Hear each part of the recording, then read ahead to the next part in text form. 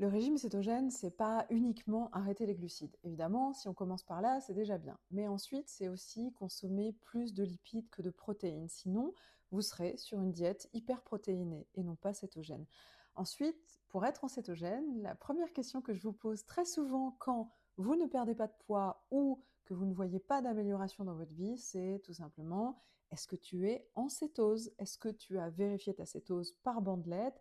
Alors, pour la question de se piquer, honnêtement, si vous n'êtes pas diabétique et si ce n'est pas absolument obligatoire, je ne vous le conseille pas. Les bandelettes urinaires suffisent amplement pour vérifier que vous êtes en cétose. Ça suffit largement au quotidien. Mais un régime cétogène, c'est d'abord être en cétose. Et pour être en cétose, il faut évidemment manger des aliments compatibles.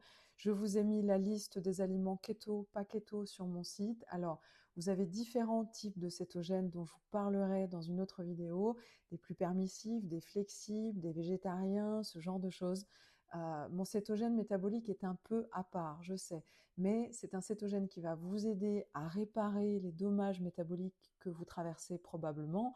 J'entends par là les résistants à l'insuline, les diabétiques, les personnes qui ont des intestins irritables, des rectocolites hémorragiques, ce genre de choses, ou encore ceux et celles qui ont des problèmes hormonaux. Pour les femmes, par exemple, le SOPK, la ménopause, ce genre de choses, ce sont des hormones et aujourd'hui, on a nommé ça avec des noms de maladies. Vous voyez à quel point c'est terrible. Mais en tous les cas, le cétogène ne pourra que vous faire du bien d'un point de vue global, d'un point de vue inflammatoire. Il n'y a aucune vertu à continuer les glucides dans votre vie, excepté peut-être si vous êtes un grand amateur de sport, surtout de musculation, etc., etc. Maintenant, c'est votre corps, c'est votre vie. C'est vous qui décidez de comment vous traversez cette existence, et ça, personne ne peut le décider à votre place.